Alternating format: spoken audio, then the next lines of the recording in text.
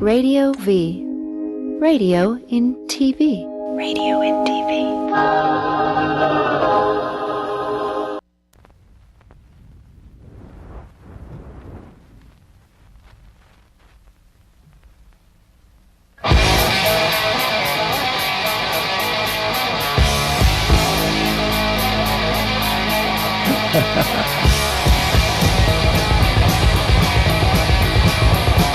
Oh, here we are, TradioV Inside Metal Show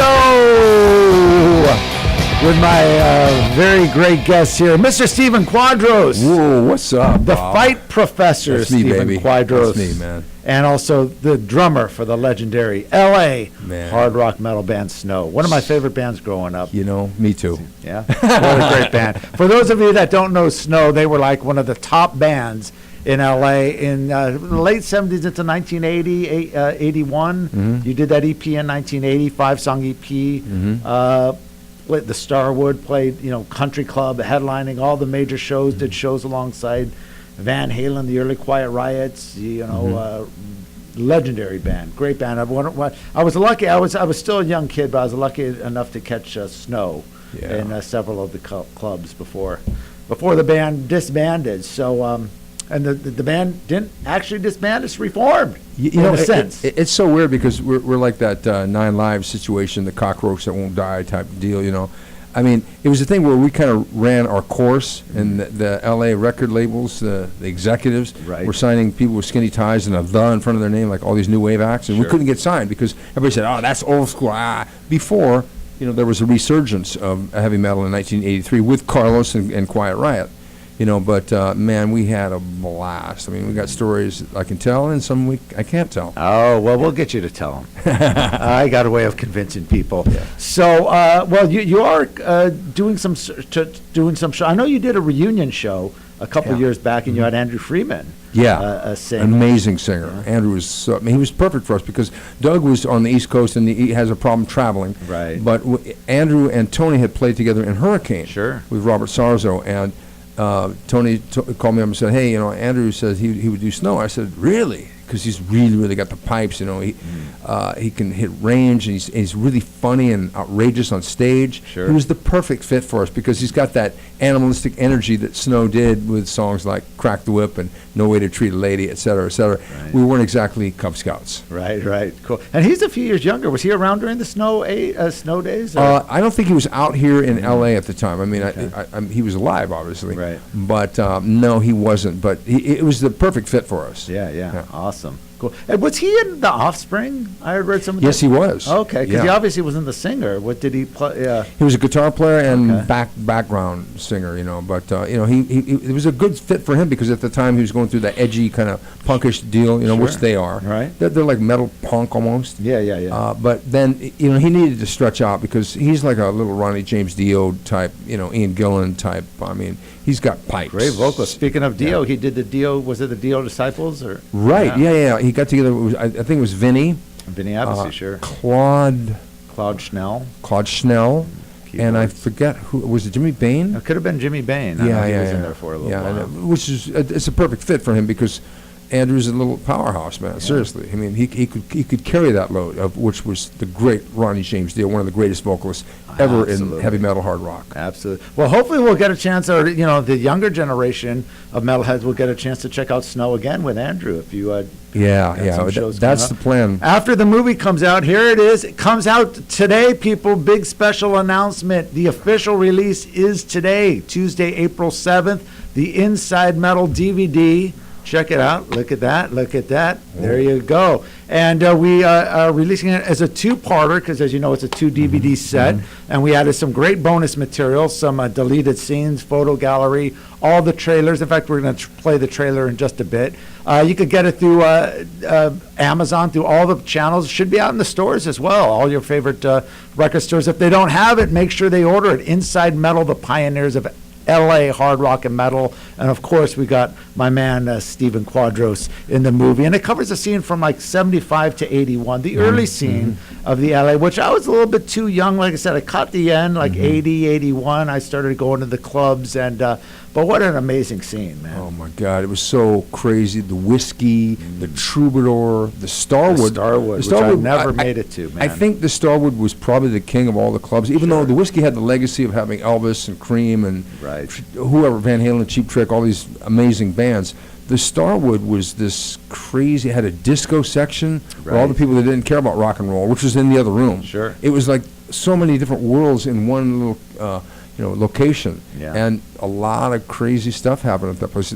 Upstairs in the balcony, I mean, it was nuts. I mean, I got a lot of stories about backstage at the Starwood. Well, we're going to hear them all. We got a whole hour here to hear them. But before we go into the first break, do you have the trailer queued up for the Inside Metal? Okay, Pioneers of LA Hard Rock. This is the extended trailer with Mr. Stephen Quadros.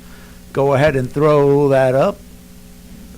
Oh, these are the photos here. Oh, wow. It should be under trailer. There we go. Nice picture. Yeah, that was with Gonzo and Phil from Armored Saint. I know. Yeah. Gonzo and I go way back. They were huge fans. And they came right after Snow. And great band. Yeah, Pasadena. Right. I know, exactly. Yeah. All right, we'll let's go through those photos since you pulled them up there. Yeah. We might have a few technical issues here.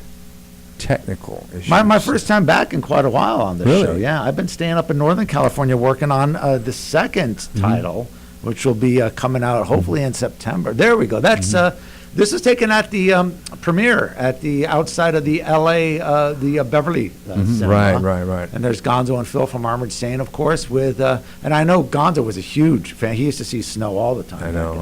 And I bumped into. Look at this picture, man. And this there you go. That's.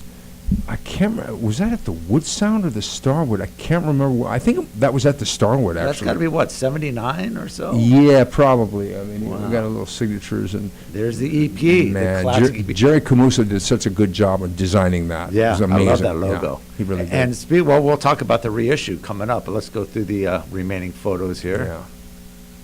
There's a promo picture. That was the first promo shot that we ever shot. It was outside the Whiskey. That was right on Sunset Boulevard. Oh, wow. And look at the way we're Carlos dressed. Cavazo, of course, who everyone knows from Quiet Riot. On the left, right. Doug Ellison in the center, and Tony with his hand up on the wall, and me crouched down with my Kung Fu shoes on. Kung Fu shoes, baby. Come on, this is the 70s, right?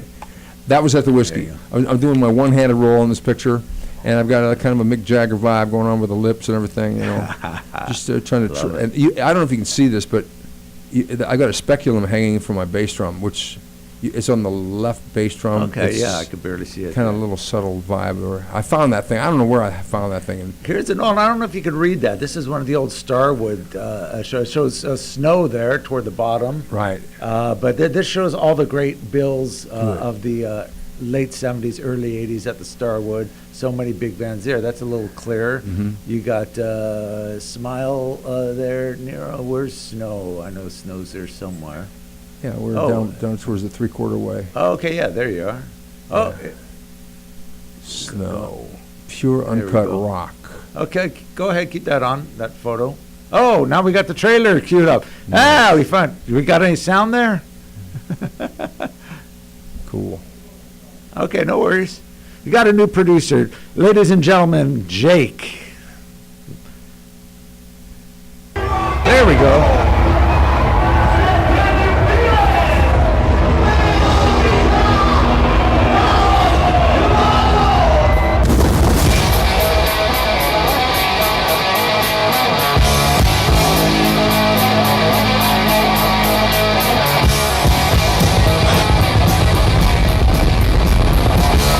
The LA hard rock scene at the end of the 1970s into the early 80s was a little bit strange because Van Halen had broken massive.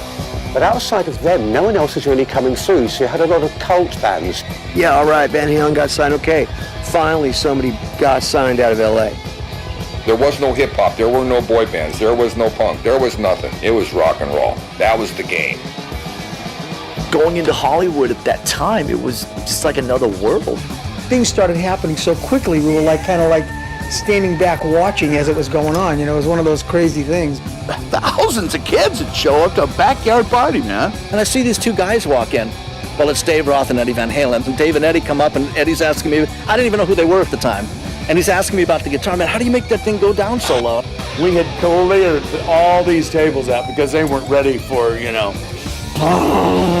The lights go down, the crowd starts to cheer, and Richie says, "Excuse me," and turns and looks right at the stage and watches Eddie Van Halen the whole set. Doesn't look away. People who don't go back that far as the Starwood goes, they won't realize what an absolutely wonderful place that was. It just had this vibe, this energy was in this place, and you could really feel it. They were up on stage and they were playing. And you know what they were doing? They were having a lot of fun. There was another word for orgies then. It was called quaaludes. You gave them some blow and a couple of quaaludes, some cocktails, and all of a sudden, it was game on in the bathroom with everybody. The scene back then especially was like gunslingers. He had the cheese grater on the back of his bass, so he'd rub his knuckles on the back of it, throw blood around, it was a good show. Honking the biggest loogies on the guitar player, and he was just loving it. They're hanging all over his face. And then Ringo Starr comes, and he sits down right next to me by John. He's like this, John Bonham's on top of me, and they're talking, and I'm just like some furniture. It was just gonna be about steady pace, do what we're gonna do, period. If you wanted to be a musician, you were playing rock and roll, and the competition was stiff. We got paid. I remember going back, going like, I could do that. So much of a bummer to see these great bands and nobody knew who they were or anything about them. The LA scene was huge, and it was wild. I mean, it was just incredible.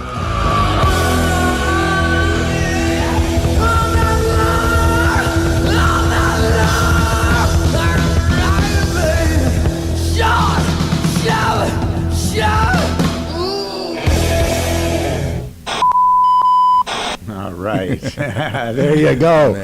That is a trailer for the movie right here, released today. Inside Metal, the first of the Inside Metal series, the pioneers of LA hard rock and metal. This is the first DVD. It's a two-parter. The second part, DVD 2, will be out June 9th. So real quick. Yeah. It's going to sneak up real quick, man. Yeah, it's 2 months away. Yeah, we decided to do it separately because, it's a 3-hour movie, is a little much. And we are going to bring it out to cable. There'll be some cable channels playing it. We're going to have it on pay-per-view on demand and on Netflix and Hulu and all that very shortly. But right now it's just the DVD release. So pick it up, man. You could also go to metalrockfilms.com. You could order the DVD there. And we have a special a DVD package. You could get merchandise and the DVD.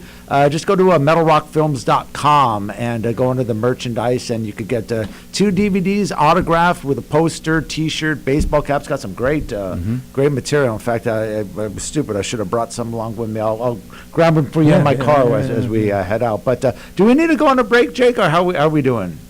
Well, let's do a break, and then we'll get back and we'll talk about Stephen Quadros, not only your music career, but your fighting career. Go ahead. There you go. And acting career. Acting. Yeah, there you go. Stephen Quadros, Inside Metal, TradioV.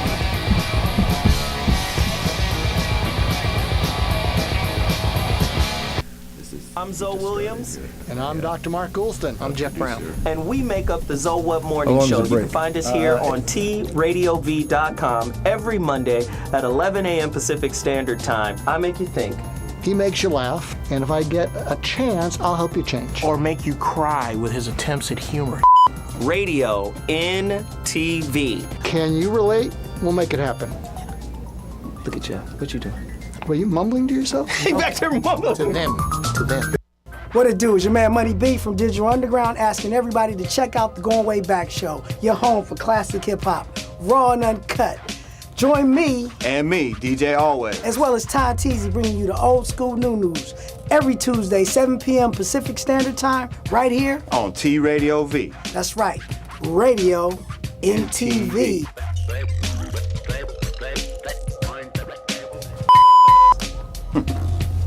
Andy D on TradioV. Bing, bang, bing, boom, right? Yeah. Andy D on TradioV. Bobbity, bibbity, bobbity, boo. Andy D on TradioV. The Andy Dick Show, Wednesdays from 4 to 6 p.m. on TradioV. Wow!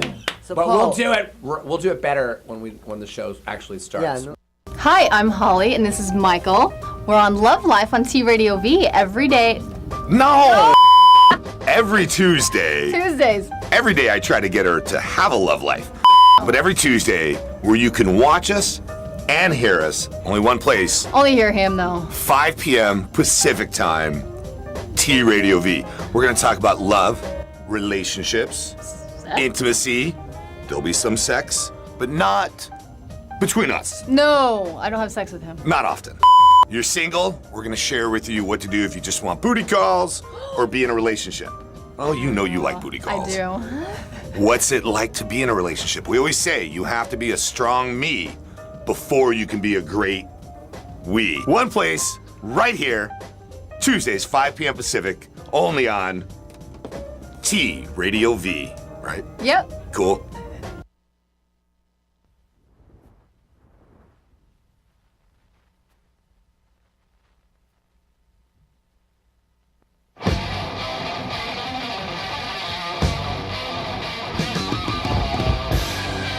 Stephen Quadros on the air drums, ladies and gentlemen. Playing the drums on this track. Back in 1980, a classic EP released, the Snow debut 5-song independent release. That is classic Snow. Don't Want Any More. Yeah, you know. Listen to the double bass and stuff back then, man. This song, Don't Want Any More, is about a guy that's trying to make a decision about whether to get high or not to get high. Because halfway through the song, they go, question, is it drugs that I need? Well, okay, I don't endorse this lifestyle personally. Back in the day, you know, anything was happening. There was a rock and roll scene, and we partied. Absolutely. Absolutely. Cool. Well, we're going to play a couple clips from an old Snow show. Was this at the Country Club or the... Santa Monica Civic. We were the headliner. Smile came on right before us. Arabesque. It was a really unbelievable that's show. what I want to let people know. Santa Monica Civic, what, a 2,500, 3,000 seat venue? This is Pasadena Civic. Oh, Pasadena Civic. But Right, still, that's yeah. got to be about 1,500. We played Santa Monica Civic, too, later. You Right. know, yeah. But this is an unsigned band at that time playing, you know, I mean, back then you would never see unsigned. I mean, even signed bands that sell millions selling, platinum records have a hard time to pack, a place like the Pasadena Civic or the Santa We Monica represented the counterculture because new wave and punk rock had dominated all the clubs in Hollywood. You know, 6 nights a week would be bands with, buzz cuts and the in front of their name. Great, no problem. I liked a lot of the new wave and punk acts. But Snow, which was more in the Deep Purple, Led Zeppelin vibe, we were, still, we had a great counterculture, and we had all those people coming down to pack us in, and it was an amazing time. David Lee Roth and Alex Van Halen were at this particular concert that we were playing at. Yeah. All right, let's just show a couple of the real short clips. We'll put them together showing Stephen on drums, how he looked back in 1980 behind that drum kit. You still look great, by the way, man. Yeah, well, thank you. Okay, here we go. There it this is. This is a song called Carlos Somebody Closet. Love Me, and look at me, man. Sheesh. I had better hair than some of the women I was going out with.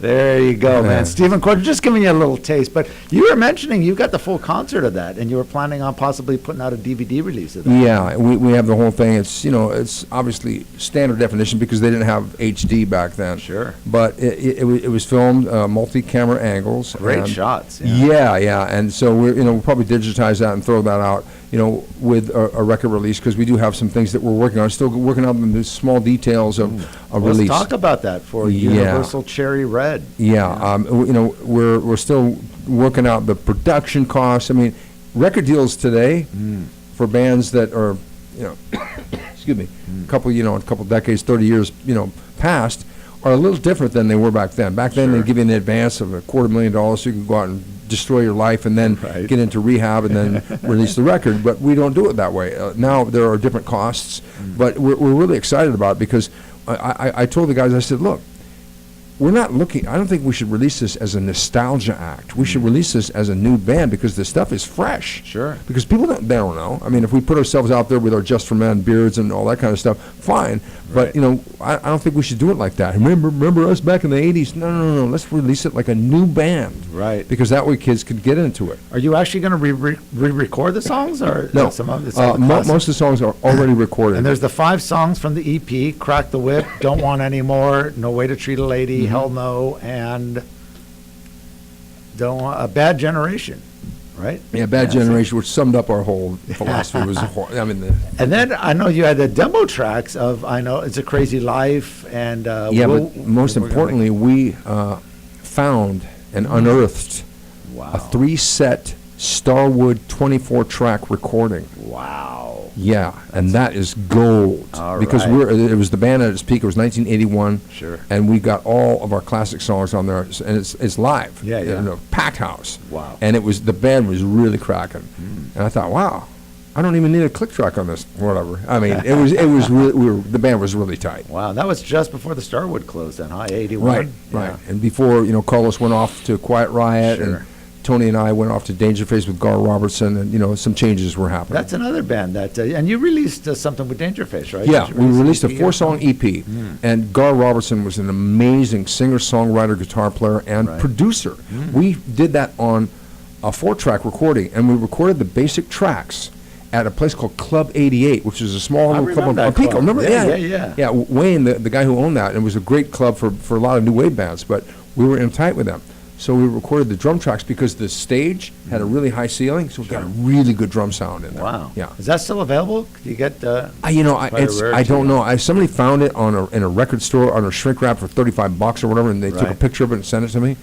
But I thought, because that was a really good thing, and that was right before I got tendonitis the first time, and I could barely play on those tracks, but it sounded good enough. Yeah. Because you had that raw feeling. It wasn't like the corporate, computerized type backing track that we have today, where everything's perfect and pitch tuned and auto tuned and drums fixed and the tempos and all that jazz. Sure. And even before Snow, I know you were in a band called Orange that played, the Starwood and the Whiskey and Pod. Oh yeah. And you opened for Van Halen and bands like that. Tell us about that experience. Okay, Orange. I remember one time Orange and the Boys.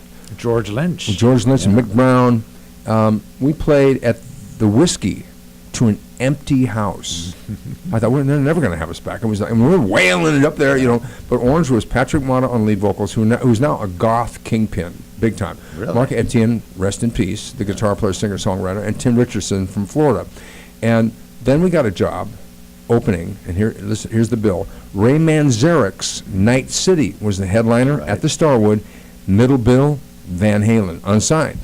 And that was an amazing show. Right. I mean, we were so excited. And the Van Halen crowd, they had all the Van Halen shirts and everything. They're like booing us because our singer was like controversial and wild. He was the guy that did the jumps and touching the toes. Oh. Okay. A lot of people, said, Scott Waller, all these other guys, but Patrick was doing a lot of that stuff before that because he didn't wear the big platform shoes. He wore these little skimpy little things, and he'd do crazy jumps. Right. And after a while, after they give us this big attitude, you guys think you're hooking, but after a while, in our set, we had some converts. But it was really hardcore because the Van Halen fans, they were like, it's like our religion. Right. Yeah. Even back then. Yeah. Yeah. Oh yeah. Yeah. Awesome. Well, let's get a little bit. We got a little time before our next break, huh? We're good. Let's talk a little bit about your acting career, because after the Snow and Dangerface and all that, you had the tendonitis. Right. You got pretty heavily into acting. Yeah. Before you got, you were always into fighting and stuff, and then before you got into actually commentating and all that, you had a pretty successful acting career. I know you did.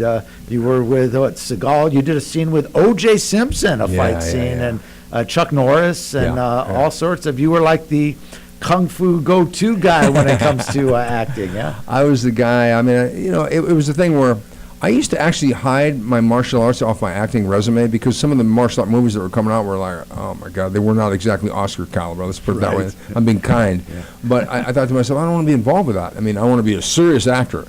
But then I started to realize if I put my martial arts on my resume, I would actually work because it would be few and far in between. Now, the scene with O.J. Simpson, that was in a movie called CIA Codename Alexa, directed by Joseph Murphy. People. Yeah, exactly. And it was a thing where I played a terrorist, right? and I had this eye patch on, and OJ was hunting us down in this hospital. OJ and Lorenzo Lamas, they were the two good guys. One was a CIA guy and one was a cop. And so OJ's a cop, and I jump on him, and during the fight scene, I think it was the 4th or 5th take, he actually hit me in the face and almost knocked me out. And you're not supposed to do that because I can sell it, when I get hit, Right. And it was a thing where I thought, okay, ow. So after this takes over, I'm check to see if I'm bleeding. It broke a blood vessel in my cheek, and so the rest of the movie they had to light me like a Hard Day's Night album cover, where one side is dark. Right. And so OJ said, "Oh, I'm so sorry. I said, "Don't worry about it." Then he said, "But you stepped into it." I said, "No, I didn't." I thought, okay, it's like that. I thought, if you do that one more time, that bad knee. And he was upset because you kept doing a bunch of takes, right? Yeah, Like exactly. What it was, all. the director wanted to do, because in a fight scene, you want to do coverage, wide shot over here, coverage, wide shot over here, over the shoulder here, over the shoulder there, one shot, the hit, whatever it is, So we have to do it multiple times. But OJ had played basketball the night before, and his knees were bothering him or something. But that's not our fault. So I think it was an accident, to be honest. But the last take, it was like I was riding a wild beast because I jumped on his back, and it was like, and then he whacked me, and it was a hard shot. And he stopped after he hit me in the face, and looked at me like, it gave me a look like Lon Chaney in the movie The Wolfman when he realizes he's the Wolfman, and he goes, "Whoa!" He gave me a look like that, but I kept going with the fight scene, because even though I was danged and I was spinning just a little bit, I kept going, and that's the take they use. Oh yeah, yeah. But working with Chuck Norris, totally different experience. Right. Chuck Norris, one of the greatest masters who made the transition from an actual competitive fighting career into, an action hero, and it was huge. I mean, Chuck Norris is a freaking great actor, legend. At this point, I had a really, really big fight scene at the beginning of Walker, Texas Ranger with him. And Chuck couldn't have been more professional. We were like, he's hip tossing me on the ground, we're rolling around, we're punching and kicking each other, he's knocking me down, I get back up, and he finally gets me into an armbar and arrests me. But it was like, Chuck, that experience was one of the greatest experiences of my acting career, to be honest, because he treated me so well, his crew treated me so well, it was really fantastic. You still talk to him? I haven't talked to him in a long time because, Chuck's, he's busy doing a million things, but when I see him, he's so nice to me.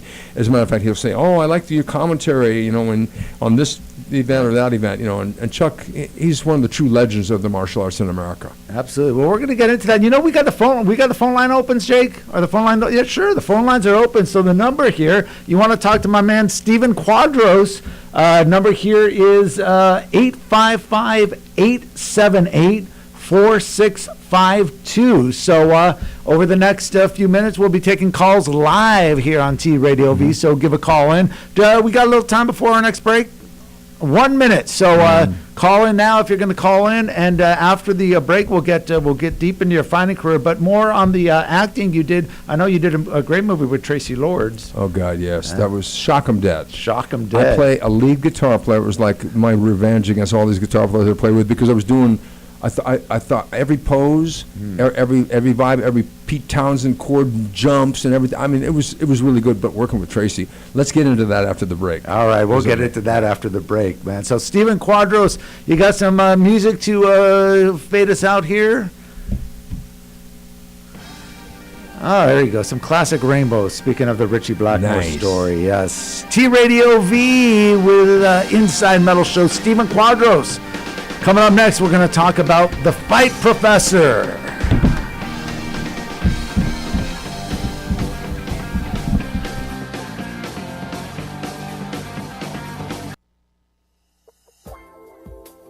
I'm Laura Samoza. I'm Sterling Gardner. And we are Between the Sheets every Monday here, 3 p.m., TradioV.com. TradioV. That's right. It's TradioV, Radio in TV.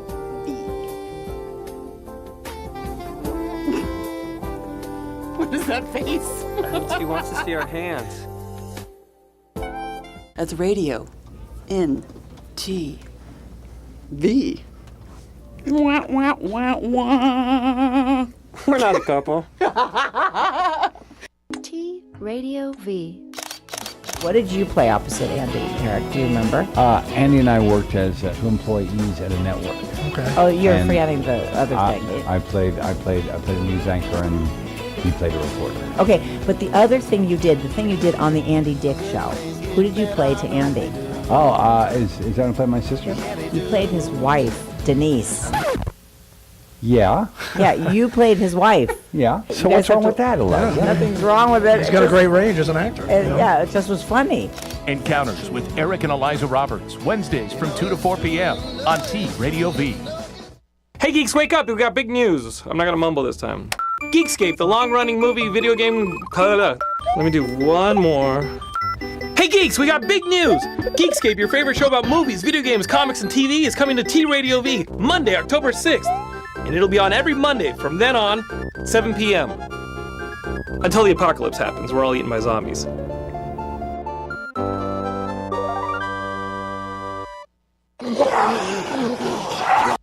What it do is your man Money B from Digital Underground asking everybody to check out the Going Way Back show, your home for classic hip-hop, raw and uncut.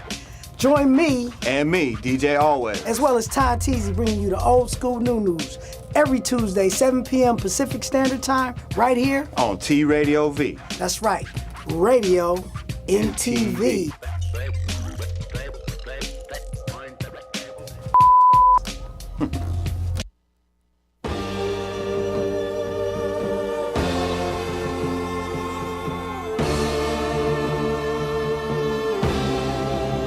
Played the song many times in my Cream tribute band. Yeah. Whipped Cream with J.T. Curtis and Adam Curry. Oh my God. All right, T-Radio-V Inside Metal with my good friend, Mr. Stephen Quadros.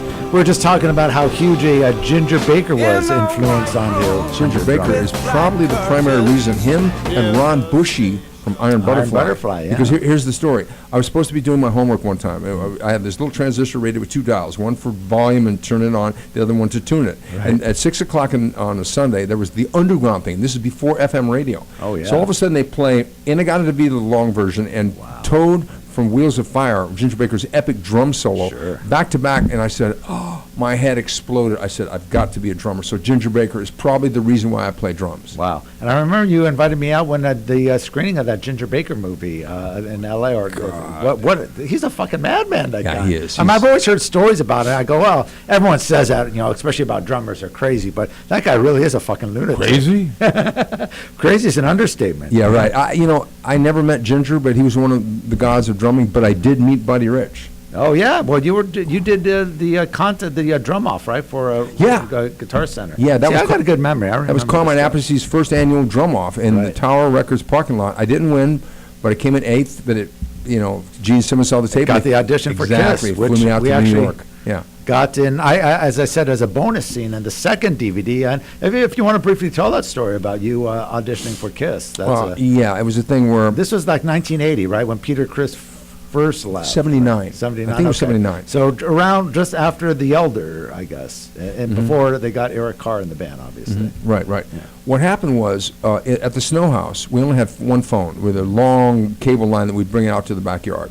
So the phone rings, and Doug or Tony pick up the phone, and they go, "Hey, Steve, it's for you." I said, "Who is it?" "I don't know." Get the phone. "Hi, this is Bill Aucoin, the manager for Kiss." I said, "Yeah, right. Who is this?" "Is this Bob? Who's this?" I saw somebody's pulling my chain, right? No. This was Bill Aucoin calling the Snow House. He finally convinced me. I go, "Wow, this is you." She said, "Want to know I'm going to be in town. I want to meet with you. Peter Criss is leaving the band. You're one of the guys." I said, "Great." So I meet with him. And then they fly me out to New York about a month later. Had all this time. And one of the questions Bill Aucoin asked me when I met with him in Beverly Hills at some she hotel, he says, "Okay, great." At the very end, he said, "And you sing, right?" Yeah. No. But yeah. You sing in the shower. Right? Actually, when I was a kid in choir, I used to sing. Right, there you go. I can actually sing. It's legitimate. Yeah, but the thing is, I hadn't practiced in a long time, never played and sung, but I go out there. And I was staying at the Gramercy Park Hotel. And I stayed there before. Took the cab to the rehearsal studio. So I hear this band down the hall playing. It was a Kiss song, so I thought, that's probably them. Great. Now, understand, Bob, this was when their identity was not known. That's It was a mystery. Nobody knew who the real guys were because they wore makeup and there was no pictures of them just before they unmasked their identities. So this big guy with his platforms, big hair, walks out holding hands with this skinny little black chick, with a T-shirt on. Walk up to me. I stand up. And I go, "Okay, Gene Simmons, right? Yeah, okay. Hey, Gene, nice to meet you. Oh, hi, Stephen. And this is Diana Ross. Wow. And he said, I got to run and do something. Why don't you guys two catch up? So it's me and Diana Ross for 10, 15 minutes catching up. Yeah. I'm thinking, I'm so nervous that I'm not nervous. Blah, blah, blah. Exactly, because you're one of the greatest of all time. So I go in for their audition. I tune up the drums for a while. It's Ace. He looked a little toasty around the edges. Which I'm sure Paul, he was. right, and Gene. So so after the first song, I do this heavy ending. And Ace turns to me and says, man, you're definitely a contender. I'm thinking, man, my heart's going like, I'm trying to act cool. Good. So we do another song. At the end, pop, I hit my stick, flies up in there, catch it, and damn. And Gene Simmons says, balance your stick on the end of your nose. I said, what? He goes, give me the stick. So he takes the stick. Now, Gene was some kind of circus performer or whatever. Sure. Takes the stick and puts it up like this and is balancing the thing on his nose. Can't do that. So he hands it back to me. So I throw one stick up, catch it behind my back, throw the other stick up, catch it behind my, throw both the sticks up, and I look at him. And so it's like all of a sudden there's like this alpha male clash thing. He said, okay, now we're going to do Black Diamond, which I had to sing. Right, of course. Dude, and if you're not Joe Cocker, you're going to fail on that. Yeah. And so I look at him, I said, you don't want to hear any excuses, do you? And he looks me right in the eye, I said, no, we don't. So I sang the song. Next thing you know, I'm on the plane. And there's another rock and roll looking guy on the plane. I'm looking at this guy. We had this certain uniform haircut. Sure. And I go, hey, you musician? You I'm a drummer. Really? You tried out for Kiss? You're kidding me. I thought, shit. I thought I was the only guy that tried out. Well, the guy says, hey, you want to get high? I said, on the plane. On the plane. Back in those days. Back in the day. We went in the bathroom, got high, and then never heard from him. And you know, that trial salary back in 1979 of $300,000 per year would have come in real handy. But I loved Snow's music. So if it'd be bittersweet, the sweet part was that I still had a great band, and I was really into my band. But just to say, you auditioned for Kiss Yeah. during that time, and that back then they were just, they were legends. Yeah, they were big time, and it would have been a great business move. But I preferred Snow's music, to be honest. I mean, I love Kiss's songs and some of their hits, but it was a little bit on the pop side, and I needed that time to stretch out as a musician. Right. And actually, I think to continue on that story, the guy in the plane that you were smoking that joint was with Eric Carr, correct? No, this guy named okay. was Bobby something. It wasn't Rondinelli. I forget who. Well, Rondinelli did try out back then. He did. Yeah. He did. It was, I forget his last name. It may have been Rondinelli, but Rondinelli lived on the East Coast, though. Yeah. He was a New York guy. Yeah. No, this guy was and this guy was the drummer in Pod before I was in Pod. Oh, really? And Pod was the band in between Orange and Snow Sure, that I was sure. in. And I thought it was the same guy. You were in a band with Spider Taylor? I was in that band. No way. I never remember that band. Did they play around a lot? Pod? Yeah. We didn't, because we were like, we didn't know what we didn't know if we were a punk band or a prog band. A lot of stuff was in odd time. Sure. And we had a keyboard player, Spider Taylor, one of the genius studio guitar players at the time. He was in all the major studios playing all the stuff, and he'd say, I'm better than Eddie Van Halen. I said, I'm not going to get an argument from me, because he was a great studio player. Sure. But Pod, we just didn't quite fit in. We had a female vocalist, large, and she wore these sexy outfits and would tell guys in the audience some of the stuff. I mean, it was pretty harsh. I can't say it here. Sure you can. It's unedited here, right? Really? Okay. It was sexual. Nice. Yeah. But, it's funny, because when I got back to L.A. after the thing, we got reviewed by, what was it, Music Connection. And the woman that came down was a punk rocker. So I looked at her and go, oh, my God. Looking at us and looking at her, I thought she's going to hate us because of the way we look. Like 80s, long hair. Sure. We're not punk. And back then, there was a rivalry between the two forms. Huge rivalry. Exactly. Now it's all mixed up, mixed in. But so I made a wisecrack to her backstage, and I just got my hair cut. It was a little shorter. Right. I go, hey, all right, look at it. Yeah, I just got my hair cut just for you. She's looking at me like, man, she ripped us a new one, man. And I remember she said something about Stephen Quadros' put in my mind, branded in my mind. Stephen Quadros' overextended drum solo lacked creativity, but also any sense of timing whatsoever. Thinking, traumatic experience or motivation? I don't know. Well, speaking of punk bands, you actually were the very first drummer for Fear for That's a while, right. right? Yeah.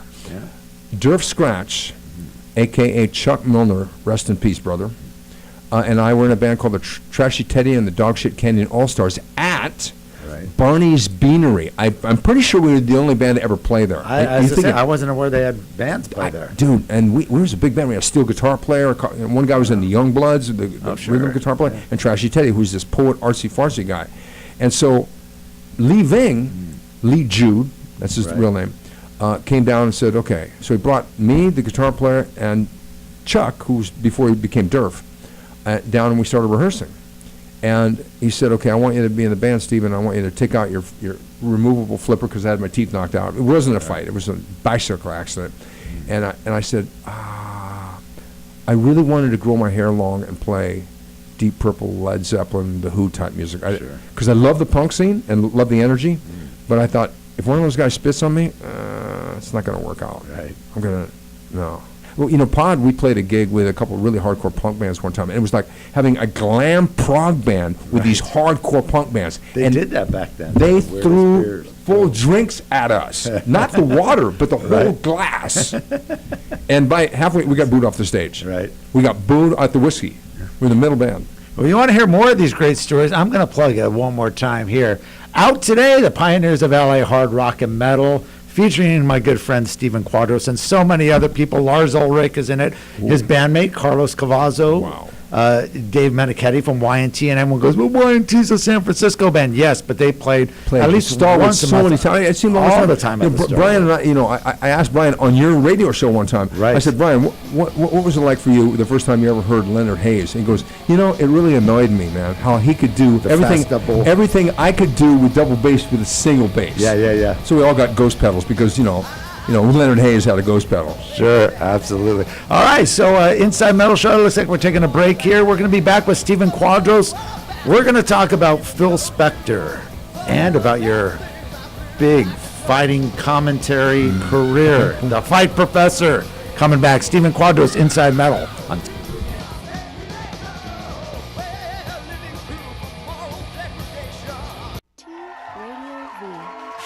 And it's Mary Carey, of course, Politically Naughty with Mary Carey. I'm always naughty. I'm always politically. My behavior is always politically naughty. I'm never politically correct. Dr. Drew, hi. Oh, I'm so. Guys, how are you? It's all teary-eyed, Doctor. I know. She wished she could live at rehab. But only if Dr. Drew's there. Obviously, if someone like, you know, because a little too groping might be inappropriate. But I like the flirting and stuff. When I walked in, you shoved my head in your. No! Are you gonna sue me? Get Politically Naughty with Mary Carey. Mondays at 4 p.m. on TradioV. What's up, y'all? It's Edie Don. And I'm Dave Pink. And we are the hosts of the Real Talk Show that airs every Tuesday. You so serious? Real life, real topics, real subjects. Shop Talk, Diva Pink. Real Yes. people. Taking over. Your homie Don Juan providing the vibes. Oh, yeah, he does every week. Oh, man, we What's need up, y'all Don to tune Juan? in every Tuesday, 6 p.m. to 7. TradioV. Radio and TV. It is radio. Radio and TV. You're crazy. Let's do another one. Radio V. Welcome to Absolutely Jason Stewart. My guest today is probably one of the most famous comedians. It's the Russell Peters. Jerry O'Connell was the other guest, who was also a friend of mine. Oh, wow. And then the musical Jerry guest. O'Connor's from Stand By Me, the gorgeous guy that turned... He was the chubby guy. Right, that turned gorgeous. And now he's tall and skinny, and I always make fun of him. Not tall and skinny, he's tall and buff and gorgeous. Well, I don't know about that. Yes, you do. He's a tall, good-looking kid. He's gorgeous. Say But it. that's your style. I'm friends with both him and his wife, so I'd rather look at his wife, to be honest with you. It's Absolutely Jason Stewart. Tuesdays at noon. Only on TradioV. I'm Zoe Williams. And I'm Dr. Mark Goulston. I'm Jeff Brown. And we make up the Zoe What Morning Show. You can find us here on TradioV.com every Monday at 11 a.m. Pacific Standard Time. I make you think. He makes you laugh, and if I get a chance, I'll help you change. Or make you cry with his attempts at humor. Radio in TV. Can you relate? We'll make it happen. Look at Jeff. What you doing? Were you mumbling to yourself? Hey, back there mumbling. To them. To them.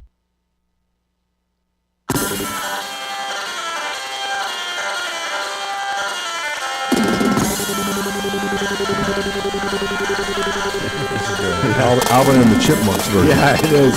TradioV. Don't worry about that, Jake. That happened all the time when Frank producer. For some reason, some songs go on 78. That, of course, is Deep Purple Burn, the speed metal version. That's the 5-hour energy version. Exactly. Yeah. We're back here on the Inside Metal Show with my great guest, Mr. Stephen Quadros, the drummer from one of my favorite local LA bands from 1980, Snow. At least when I first caught the band was 80, 81. I know you were around just before that, and the Snow EP. So happy that it's being re-released. Yeah. People are going to be able to finally hear it on CD with a lot of bonus material and live material, which is just news to me, which is going to be awesome. So definitely, you got a website or something you could throw up, right? You'll have. I know you got a Facebook page. You can. I mean, find me on Facebook. I mean, Stephen Quadros is. There's no V or A in Stephen. It's Stephen. Last name is Quadros. Quadros. Or the Fight Professor. If you Google me, Stephen Quadros or whatever. I mean, speaking of the Fight Professor, it's funny because I trained in martial arts before I came to LA, and I came to a crossroads. I thought, God, I could become a professional kickboxing champion. I know I could do this, but I already had the drumming thing. So I came to this crossroads, and I thought, so I put it all on the table. I thought, what should I do? Okay, professional fighting. You get some glory, get some money, and that's about it. Then you get some damage. The body, you get beat up, your brain. Pretty bad, sure. So then rock and roll. I said, well, you get money, you get fame, and you get girls. Right. I thought, I've been playing drums a little bit longer, so I put the martial arts on the back burner and pursued drumming. And I'm not sad with that deal. But when I got tendonitis, after Snow and during Danger Phase, I thought, what am I going to do? My whole life, everything's into music to be the best drummer. And now I can't even play. Got a job in a bank, taking shit from people, that had more money than sense. Right. And I started acting, but that later moved into my broadcasting because I became an editor of a magazine, the Kickboxing Ring Report. That's right. And then I was training guys that were competing, and I was cornering them in mixed martial arts and kickboxing. And I was also, an actor in front of the camera. So you put those things together, it was a perfect thing to be a commentator. So my first job was a thing called K1, which is the top level kickboxing show. And it was amazing. And it was like having your first job be the Super Bowl or the World Cup. Right. It's no beginner thing. So I was eminently qualified, but the night before when I was in Tokyo going to the dinner with the head of K1, I went back to my hotel room and said, I am so fucked. I mean, I am so nervous. I was so scared. I wanted to get on a plane and escape back to L.A. Right. But I did the show. And that first show was where I got my nickname, the Fight Professor. It was a 4-time world champion in kickboxing, a guy named Ernest Hart Jr. And he said, like halfway through the broadcast, because I was the editor of this magazine, knew all these facts about all these Dutch fighters and all these guys. And he said, damn, you're like the Fight Professor or something. And it stuck. And that was 1998 in April at Yokohama Arena on a Wednesday rainy night. Wow. Yeah, it was crazy. And people that don't know, K1 is like the sport in Japan. It was huge. It was, yeah. Andy Hoog. Do you know him? Oh, wow. Peter Arts. Yeah, Peter Arts. Dutchman and all. Well, I had a friend, Frederick Helm. What's up, Frederick? He's probably watching this right now. He's in Sweden. He was in part of K1, and he trained with that. He was part of Team Andy. Wow, Andy Hoog. Because see, the good thing was Just that before he Andy, rest in peace, brother, he died of cancer, I think it was, in 2000. Right. Yeah. And he was a huge icon because he was really into the Bushido and the culture behind karate. Right. He was hardcore, and so the Japanese kind of adapted him. When he died, there was mourning across the country, seriously. I heard, And I got to commentate on Andy's fight on that show, and then the next show, which was in Las Vegas, and I got to do an extended interview with Andy as well. So I got to cross paths with him, and Peter Arts versus Ernesto Hoost was the main event in the first show I did. It was like, oh my God, it was completely nuts. Wow. And you've done a lot of commentary now with Pride. I know you and Boss Rutan. Right. Boss Rutan and I were the original English language broadcast team for Pride Fighting Championship in Japan. We helped build the careers of Vanderlei Silva, Antonio Rodrigo Nogueira, Quentin Rampage Jackson, and the little guy from Russia named Fyodor, also Fedor Emelianenko. So these were, these times, and these shows were like 40, 50, one time 91,000 people were at this live show. Crazy. And Bill Goldberg, the pro wrestler, joined us during the broadcast. Oh, yeah? It was nuts. It was almost decadent. You're thinking, this is the top of the world. This was like living in the time of Atlantis. Right. Yeah. And I guess we should say you just were announcing the Glory fights out in Dubai. Yeah, that was last week. Last week, and you just flew in. I should be in a coma right now. But for you, Bob, I'm here. But yeah, I just got back yesterday. You know what I did yesterday to get over the jet lag? I went directly to the gym. And I basically had nothing, but I woke up this morning in a coma. I thought, I'm going to be here for Bob. Well, I'm glad you are. Once again, Stephen Quadros for the Inside Metal DVD out today, Pioneers of Hard Rock and Metal. And before we go, you got to tell, we didn't have a chance to put this story in the DVD. It was quite a long story and a very interesting story. You had a very interesting meeting, I should say, with the one and only Mr. Phil Spector. Why don't you talk a little bit about that? This was during the Orange days, right? Yeah, it was. Orange was the first band I was in with my old high school pal, Mark Etienne. And we played at a place called the K-Rock Cabaret, which is kind of in Beverly Hills. Good place, huh? Yeah, it was an amazing place. I mean, Van Halen played there, Quiet Riot played there, a lot of great bands played there, the Motels. And this little guy jumps on the stage while we're playing and starts doing this pogo dancing crazy wild. He had this little suit on, this little goatee, and he was, who's this dude? And usually I'd get pissed off, but so he had these two bouncer-looking guys in the audience making sure nobody was going to do anything. Then he came up to us backstage after the show. Phil Spector. You guys are amazing. Whatever he was saying, I can't remember. It was like 1978 or whatever it was, 77. Right. And so we're going, whoa, this is Phil Spector, the highest ranking producer in the world of music at that time. Elvis, John Lennon, the Rolling Stones. I mean, his resume is, Tina Turner. You can't get any better. Exactly. So he says, come to my house. Tonight we're going to party. So we go there. And so it's me, Mark, the whole band, and a couple girlfriends and a couple hangers-on guys that look like musicians but aren't, opposing type guys, whatever, that we were with the band. So we all go up there. There's about 8 of us. So we go at the end of some drive up in the Beverly Hills, Hollywood Hills somewhere. Right. And it's gates, and it's look like like the Citizen Kane mansion or something like that. So we go in the place, and we're in this like living room, which is bigger than most apartments are. And they got these real artworks on the. Thinking that looks like a real painting from Van Gogh or something. Right. So we're smoking weed, we're drinking, we're partying. Phil Spector's holding court. He takes off his jacket. He's got a 3-piece suit on with no tie. Right. Takes off his jacket. He's got a shoulder holster with a gun under here. He's got a gun in the small of his back. He's got his boot pulled up from his cowboy boot. He's got a gun there. We're thinking, no problem, whatever. I've been around guns, so no big. So he goes up to this one guy that's kind of like a poser, rock and roller looking guy that didn't play an instrument, and he says, do you know me? And the guy says, yeah, you're Phil Spector. He says, no. You don't know me. You see me on the street. You don't look at me. You don't say you know me. You understand? And then he starts getting twisted. Yeah. Then he starts going crazy and screaming and yelling and putting the fear of God in us. And I'm thinking, this guy's crazy. Freaking, I'll kill you, mother. What the fuck?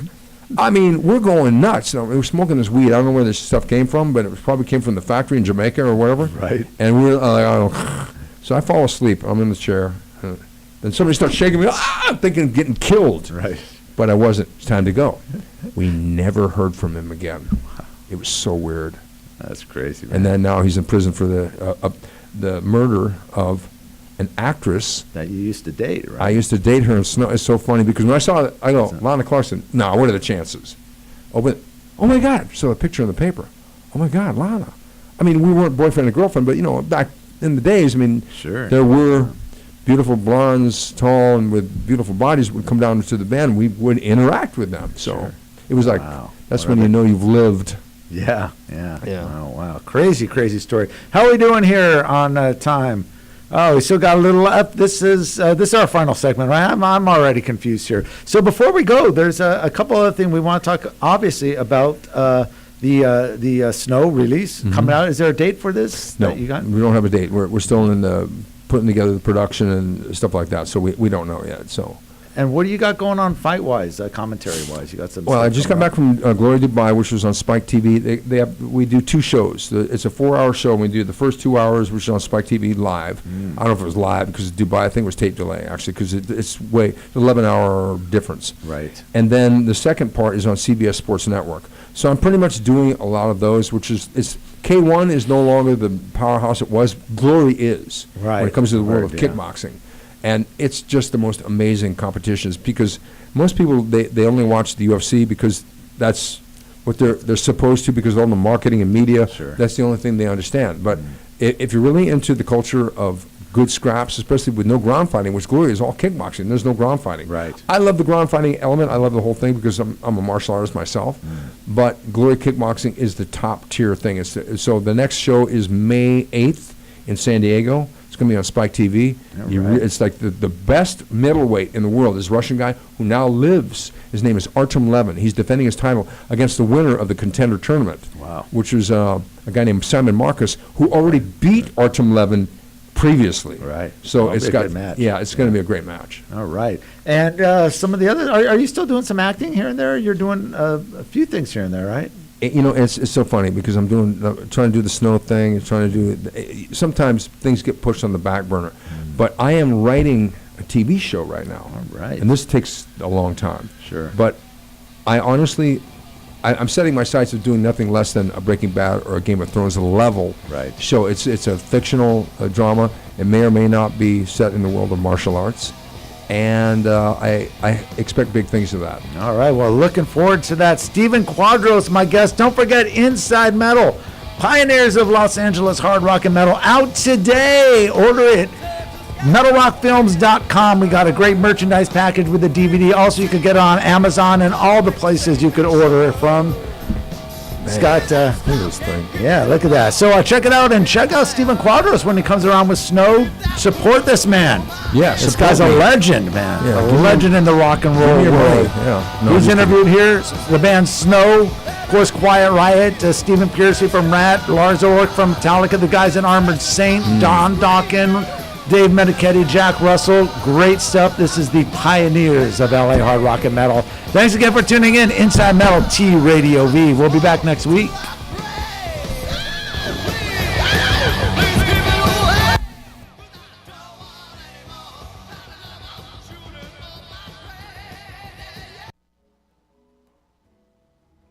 You are watching TradioV, Radio and TV.